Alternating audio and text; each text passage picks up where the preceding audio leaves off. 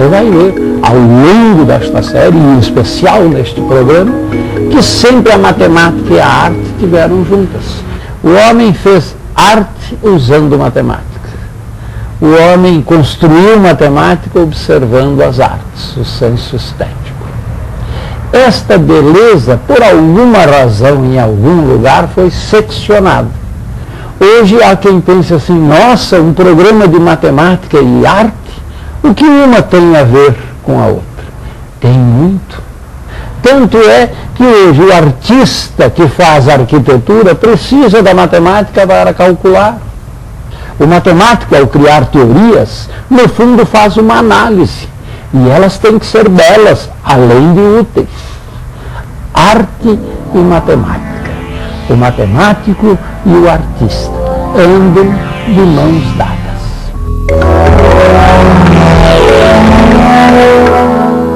O que é ser um artista?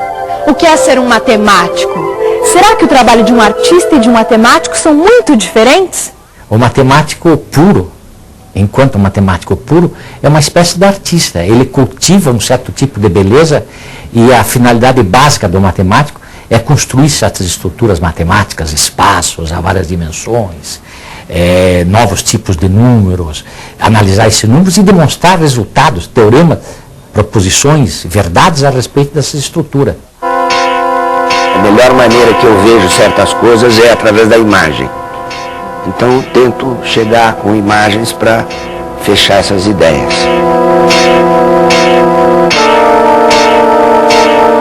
O quadro é uma coisa que desenvolve sozinho. Você que acompanha o desenvolvimento. Se eu começar a dar muito palpite no quadro, vai ficar uma porcaria. É a melhor ferramenta do artista, a intuição. Ele nem sabe quando ele usa. Mas ela acerta na frente e você segue, não hesita. A maioria das pessoas tem intuições formidáveis, mas será que é? Será que não é? O artista, quando ele tem intuição, ele mergulha, pum, e dá certo. Nem sempre, mas a maioria das vezes. E quando não dá certo, você não ouviu a vozinha dela direito, entendeu? Intuição matemática é mais ou menos como intuição feminina. É algo que uma mulher vê coisas que a gente, em geral, não vê. E o matemático puro, o bom matemático puro, ele vê além das aparências, vê além das formas imediatas. E é assim que ele faz as grandes descobertas. Uma coisa que me impressiona nos matemáticos é o uso da palavra beleza. A matemática é uma ciência que tem um certo tipo de beleza. Uma beleza diferente, por exemplo, da beleza da música ou da beleza da pintura. É a estética do raciocínio. O raciocínio pode ser de uma beleza extraordinária, como é que ele é construído para chegar em determinadas conclusões. A matemática, sobre certo aspecto, ela mostra que por trás das aparências, que é o que a gente vê, tem uma coisa invisível, que por meio dela a gente também pode ver. O ser humano, de um modo geral, ele respira matemática, embora não tenha consciência de que ele esteja fazendo matemática, às vezes, da mais profunda e mais interessante possível. Hoje em dia parece que o trabalho de um artista e de um matemático são coisas totalmente separadas. Há quem diga que arte e matemática são especialidades absolutamente diferentes. Será mesmo? A divisão do conhecimento em áreas distintas é um processo recente na história da humanidade. Durante muito tempo, matemática, arte, filosofia e os diversos ramos das ciências eram uma coisa só. E em sua formação, um homem de conhecimento buscava entender um pouco de tudo.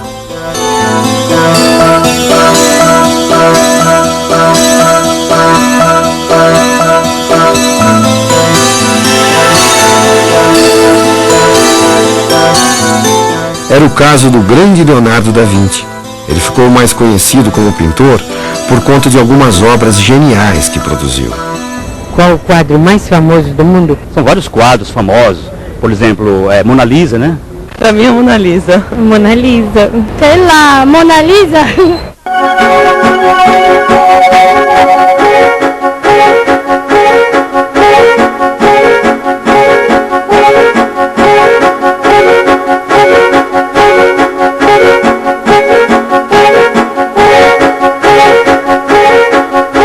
Apesar de seu enorme talento como pintor, Leonardo da Vinci era também cientista, inventor, músico, filósofo, botânico, engenheiro, arquiteto, urbanista e matemático.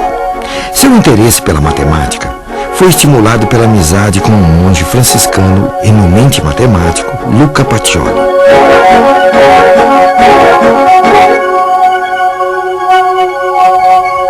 Em aproximadamente 1497, Leonardo e Pacioli, que vemos aqui neste quadro ao lado de um dos seus alunos, trabalharam juntos na realização do livro A Divina Proporção.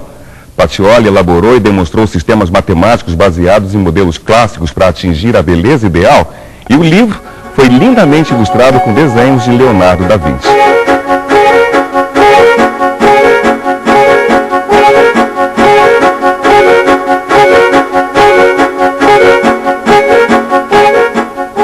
Como é possível um homem só fazer tanta coisa em uma só vida?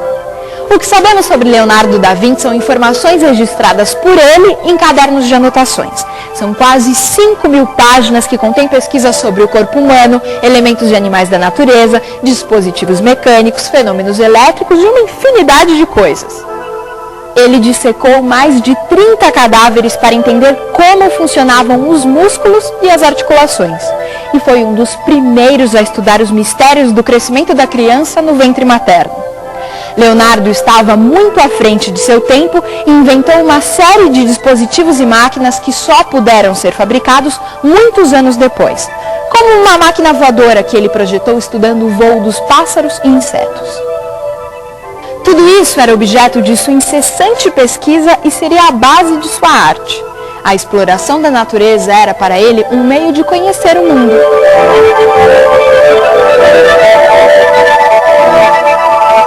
Então eu acredito sinceramente que se Leonardo da Vinci vivesse entre nós, ele estaria usando tudo que tem de mais novo, interessante, tudo, porque ele era um pesquisador.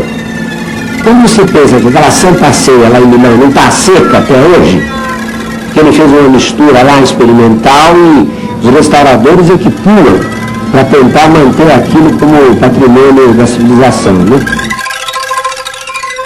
Leonardo da Vinci uniu como ninguém arte e ciência. Ele viveu em uma época de grandes transformações chamada de Renascimento. Mas por que o nome Renascimento? Renascer significa nascer de novo ou ressurgir. Mas renascimento do quê? Os italianos que viviam por volta do século XV acreditavam que a arte, a ciência e a erudição tiveram seu auge na época clássica da Grécia e de Roma Antiga. Seus desejos eram fazer renascer uma época de prosperidade, harmonia e beleza. A cidade de Florença era o centro desse sentimento de renovação. E foi lá que um grupo de artistas se dispôs a criar uma nova arte que valorizasse o homem como centro e medida de todas as coisas.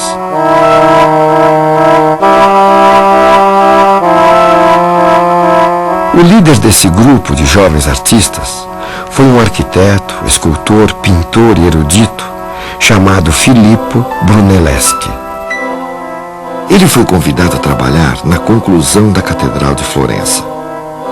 A ideia era que a catedral fosse coberta por uma cúpula, mas a igreja era tão grande que os construtores chegaram à conclusão de que com os conhecimentos técnicos da época seria impossível construir uma cúpula daquele tamanho.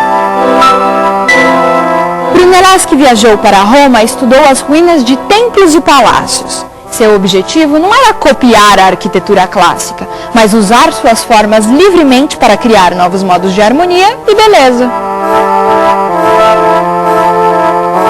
E aqui entra um detalhe importante nessa história. Com seus conhecimentos de matemática, ele desenvolveu um novo método de construir cúpulas a partir de uma série de anéis concêntricos. Estava resolvido o problema da Catedral de Florença. Leonardo da Vinci dizia que um arco é constituído de duas partes fracas que se tornam muito fortes quando elas se encontram e uma se apoia na outra. Vamos imaginar como é que ele é construído. Vocês vão colocando as pedras umas sobre as outras, etc. Mas para isso ficar de pé precisa ter uma estrutura segurando. Quando o arco está para ser fechado, eu coloco uma pedra de fecho e aí então este lado se apoia neste e este se apoia aqui. No caso da cúpula, ao contrário do arco, eu posso substituir a pedra de fecho por um anel. Se eu tiver um anel superior, na realidade eu vou construindo a estrutura e esse anel superior ele funciona como a pedra de fecho. O que o Brunelleschi percebeu é que se ele conseguisse construir a cúpula de uma maneira tal que durante a construção sempre existisse um anel resistente que apoiasse toda a estrutura já construída, então ele conseguiria fazer a cúpula sem a necessidade de escoramento, ela sempre ficaria de pé sozinha. Foi uma solução genial. Na realidade, sem cálculo nenhum. Não existiam cálculos estruturais até aquele momento. Foi uma solução intuitiva, com base em experiência anterior. Ele sentia como funcionava a estrutura, ele sabia como funcionava a estrutura do ponto de vista qualitativo, mas não do ponto de vista quantitativo. Com a solução de Brunelleschi, um gigantesco guarda-sol abriu-se sobre o coração de Florença. A enorme cúpula serviu por coroar a cidade, que tornou-se uma das mais poderosas da Europa. No século XX, aqui no Brasil, a arquitetura também mostrou a força da união entre arte e matemática na construção de Brasília.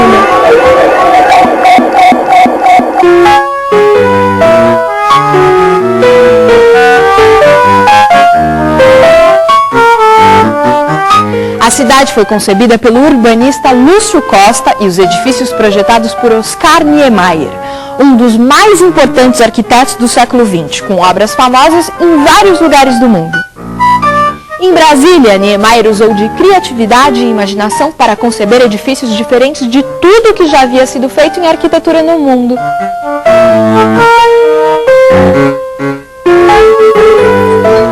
E mais uma vez a arte se aliou à matemática e a poderosa imaginação de Oscar Niemeyer encontrou os cálculos precisos de Joaquim Cardoso. Os cálculos de Joaquim Cardoso viabilizaram a arquitetura de Niemeyer com as suas formas delicadas e marcantes, estruturando os prédios como se estivessem suavemente pousados no solo.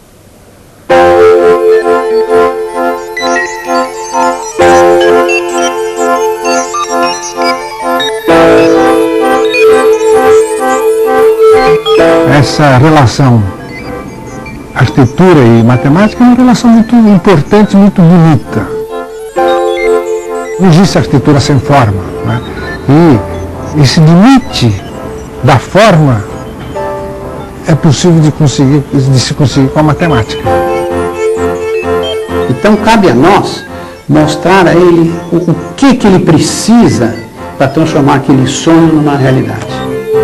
Essa delicadeza da curva, essa sensibilidade da outra curva fizeram com que o projeto do Oscar conseguisse se materializar de uma forma muito elegante, muito poética e muito forte lá em Brasília, graças ao auxílio do cálculo de Joaquim Cardoso. Eu me lembro que parece que uma forma assim não tem problema, mas eu me lembro quando o Joaquim Cardoso, que era o calculista, um homem muito inteligente, ele telefonou um dia para mim: Oscar, consegui a tangente que deixa solta essa forma diferente.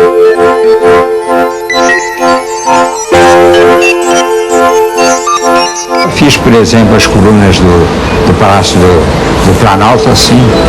Eu queria uma forma diferente, a rampa descendo. Né? Eu sabia que essa forma estava fugindo um pouco ao que o cálculo estático reclamava.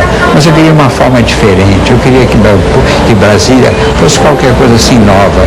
E realmente o pessoal se espanta, uns gostam, outros não gostam, mas eu queria que a forma valesse pela sua própria beleza.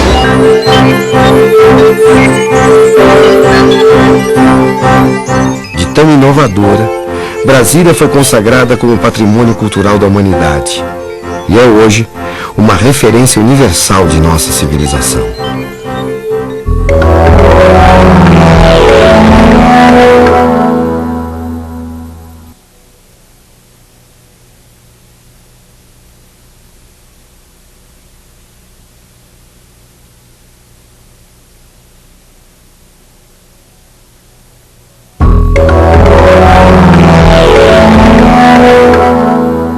Além da construção de Brasília, os anos 50 marcaram a proximidade entre arte e matemática através do movimento concretista.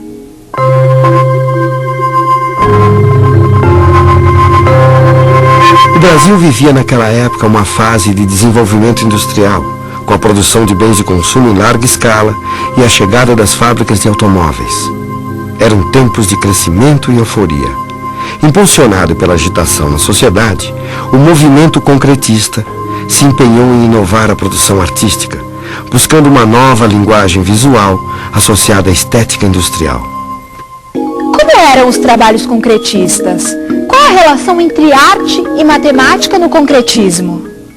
Eles se inspiravam nos chamados movimentos racionalistas europeus do início do século XX, que na pintura romperam com a relação entre a imagem artística e a reprodução da realidade, criando a arte abstrata.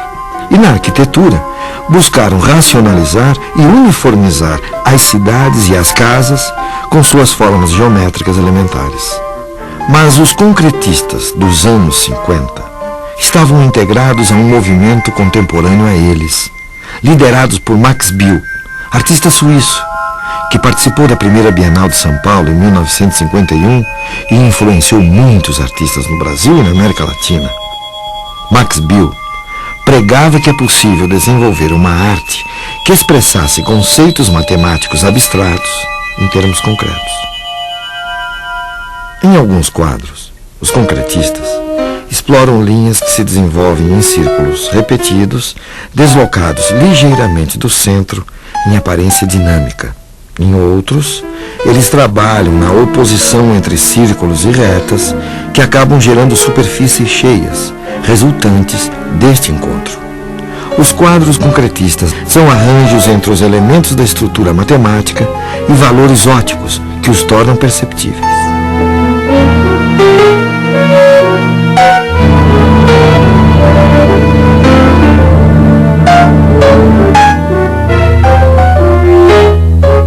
Os ideais concretistas também se expandiram para a poesia. O movimento pretendia libertar a poesia de sua limitação literária e integrá-la a outras formas de arte.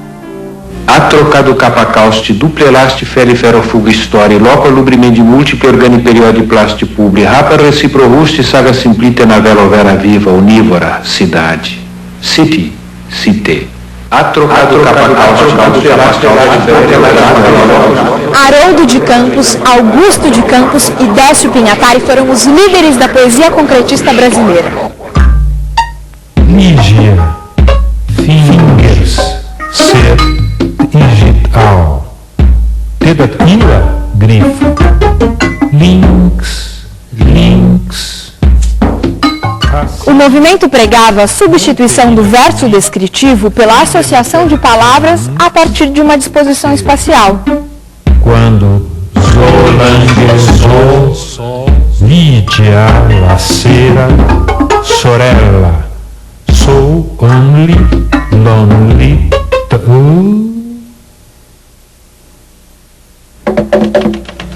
Se nasce, morre, nasce, morre, nasce, morre, renasce, remorre, renasce, remorre, renasce, remorre, re, desnasce, desmorre, desnasce, desmorre, desnasce, desmorre, nasce, morre, nasce, morre, nasce, morre, se, re. O poema passa a ser matematicamente planejado, incorporando a racionalidade construtiva no processo criativo. A poesia concreta é antidiscursiva e brinca com as palavras no espaço. Os poemas concretos podem ser visualizados como imagem e são graficamente articulados a partir de alinhamentos geométricos. Antes do final dos agitados anos 50, um grupo de artistas e escritores sacode novamente a arte brasileira, assumindo uma postura crítica ante o excesso de racionalismo do concretismo. É lançado no Rio de Janeiro o manifesto Neoconcreto.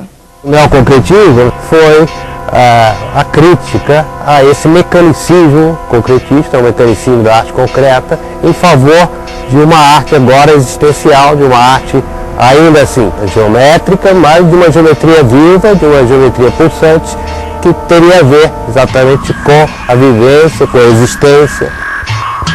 Esse plano geométrico agora fica muito heterogêneo, não é o plano de uma geometria ideal, de uma entidade matemática, mas é o plano conturbado da vida.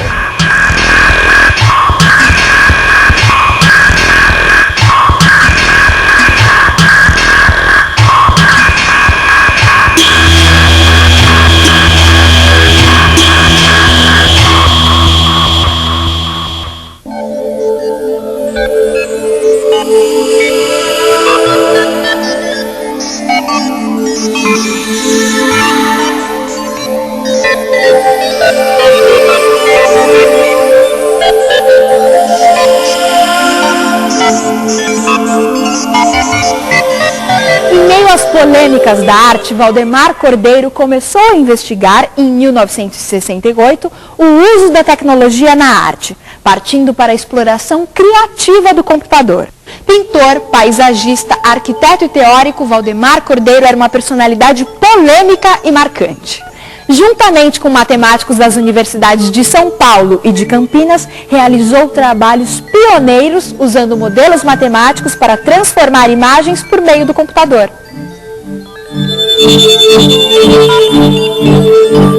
Em vez das formas geométricas que utilizava na sua fase concretista, Valdemar Cordeiro procurou associar alguma imagem muito humana ao aparato tecnológico e buscou figuras de conteúdo afetivo, como retratos e paisagens, para transformar nos computadores. Durante as discussões surgiu que nós poderíamos trabalhar com transformações matemáticas. E no caso me ocorreu, como sou físico, uma transformação matemática muito possante na análise de problemas é a derivada, que transforma uma função, a derivada de uma função, em uma outra função que tem características associadas à função original, mas traz informações totalmente novas. Então, havia o problema de transformar essa imagem numa linguagem que o computador entendesse, que é simplesmente números, né? Uma tabela de números. O Valdemar Cordeiro se deu o trabalho de pegar a imagem e encontrar os 10.000 números que representavam as intensidades em todos os pontos daquela imagem. Cada número representa se está mais claro ou mais escuro na imagem. A derivada da função, ela identifica as variações da função, quer dizer, onde a função varia rapidamente, o valor da derivada é alto, onde ela permanece constante, ela é zero. Numa imagem, a ideia é que se você tem uma região sem estrutura, totalmente branca, a derivada é zero. Mas mesmo numa região escura, se ela é uniformemente escura, a derivada também é zero. Essa operação de fazer a derivada dessa imagem, ela transforma uma imagem que tem as várias tonalidades de claro e escuro numa imagem em que ela busca os contornos. Na época, veio toda uma discussão até filosófica, se existe esse negócio de arte por computador, a gente pode fazer arte por computador, o computador pode fazer arte. Valdemar Cordeiro faleceu ainda jovem em 1973. Suas obras são o resultado de uma permanente reflexão sobre a arte e seu lugar nas sociedades urbano-industriais. Cordeiro, sem dúvida, estava muito à frente de seu tempo e abriu caminho para os artistas que, desde então, entregaram-se à pesquisa da relação arte e técnica. Nós temos nos perguntado, como fazemos para sermos felizes? Talvez tenhamos que compreender, mas isso não basta, é preciso sentir. Pois é, o domínio da ciência é o domínio da compreensão intelectual. Ela ajuda o homem a entender o mundo. E as artes? A arte é evocação, é emoção. Ela ensina o homem a sentir mais profundamente. Matemática e arte, sentimento e compreensão. É disto que vamos atrás. Entendermos o mundo, gostarmos do mundo, sermos felizes.